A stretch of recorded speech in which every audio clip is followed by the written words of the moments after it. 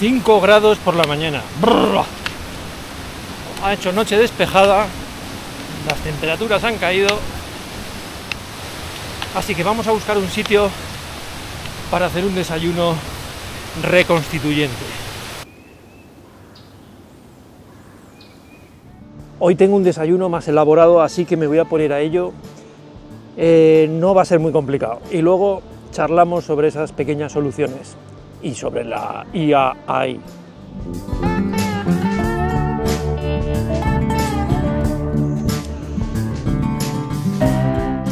La vez que os enseñé la sartén esta de titanio, me preguntasteis que si se pegaba mucho, que si era muy difícil de limpiar. A ver, es titanio.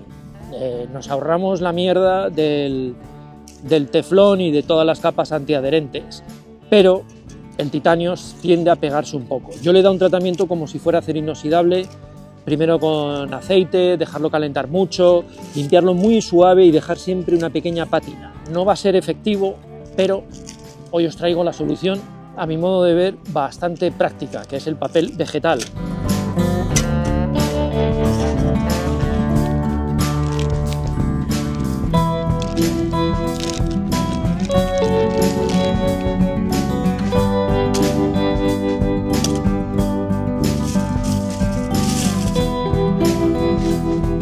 Esto que estamos cocinando se trata de un chorizo criollo.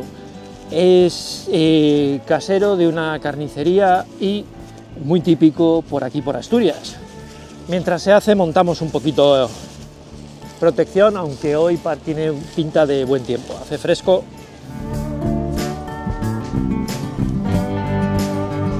Y lo que es el chorizo criollo está casi listo, pero es que no hemos terminado, ¿eh?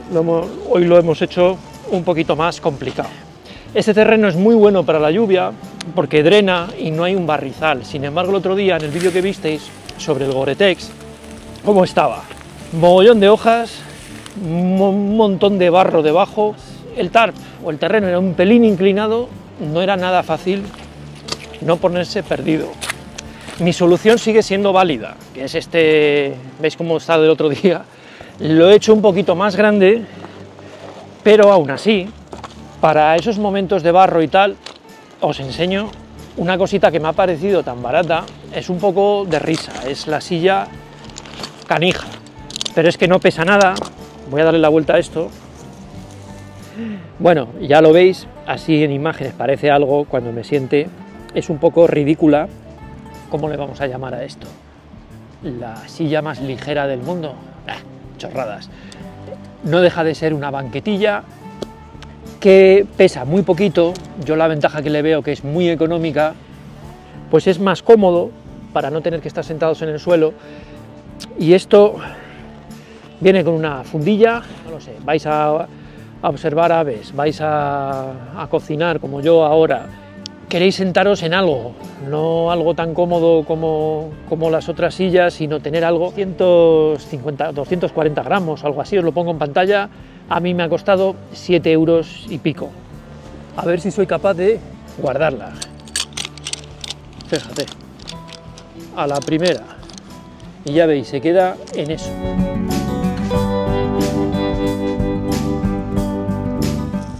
Ahora vamos a hacer la segunda parte del proceso. Y diréis, ¿merece la pena todo este tinglado? Puede que sí, puede que no. Anoche todavía estuve amasando un poco de pan de espelta, y es lo que voy a hacer aquí. Vamos a ello. Bueno, mientras el pan se va haciendo, como todos conocéis, tengo un canal secundario, lo tenéis por aquí, que se llama Melontech, y suelo utilizar el canal para explicaros todo lo que utilizo para grabar los vídeos. Cámaras, micrófonos, técnicas, trípodes, material, de todo. Y me está comiendo la moral últimamente el tema este de la inteligencia artificial, porque el otro día volvieron a anunciar otra cámara nueva una de acción, la Insta360. Uno de los factores para promover su venta es la inteligencia artificial. Y claro, no me convencen a mí estas cosas. Al día de hoy yo no creo en la inteligencia artificial, es algo que creo que nos están imponiendo poco a poco los medios, las redes sociales. De toda la vida hay gente que escribe códigos, que escribe programas, que escribe aplicaciones, ingenieros que se dedican a eso, a hacer que ciertas cosas funcionen de una manera o de otra. Creo que nos quieren confundir esto con inteligencia artificial. Si miráis la definición de inteligencia artificial, es cualquier acción o característica que pueda tener un aparato, un robot, un ordenador, que sea humana. Que yo sepa, Photoshop se lleva aplicando filtros en las fotos hace décadas. El simple hecho, por ejemplo, de que una alarma suene cuando alguien pasa, no significa que la alarma sea una inteligencia artificial. Es que está programada para que haga eso. Que tú entres en un portal de seguros de coche, metas tus características y te dé un precio, no es inteligencia artificial. Hay alguien que ha programado todos esos resultados y esas opciones, que creo que nos están confundiendo. Mi comida de coco siempre es quién hay detrás de toda esta venga y venga y venga, que si el ChatGPT, que se lía. Si alguien manipula fotos y le pone una cara o le pone un algo, ha habido gente que ha estado programando eso para que haga eso. No ha sido una máquina que ha decidido, ay, voy a hacer esto y le voy a hacer la puñeta. Venga, hombre. Bueno, el pan voy a darle la vuelta. Por eso me veis haciendo este desayuno. Son cosas que a mí, todo esto de la inteligencia artificial, lo que me despierta al final es ganas de hacer las cosas a mi manera, no como diga la inteligencia artificial. Y este es el peligro que veo, que poco a poco nos lo van a ir metiendo. El malo va a ser la inteligencia artificial, el que nos controla.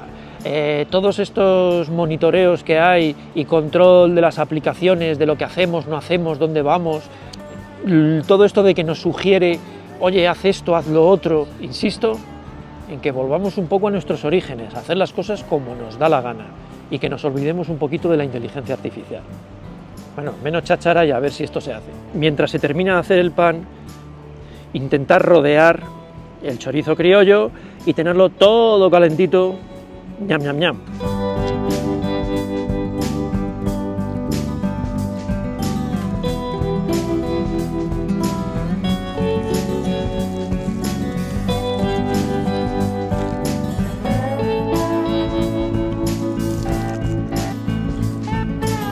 Bueno, ha tardado en hacerse, pero se ha quedado el pan hecho y el chorizo criollo también.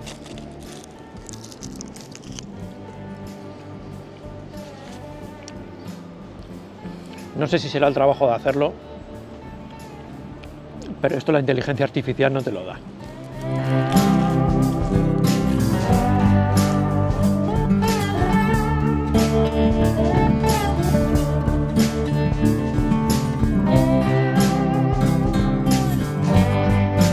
Y me canso de decirlo, pero al recoger, que quede todo impecable.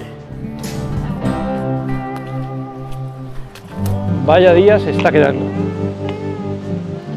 Alexa, apaga el vídeo.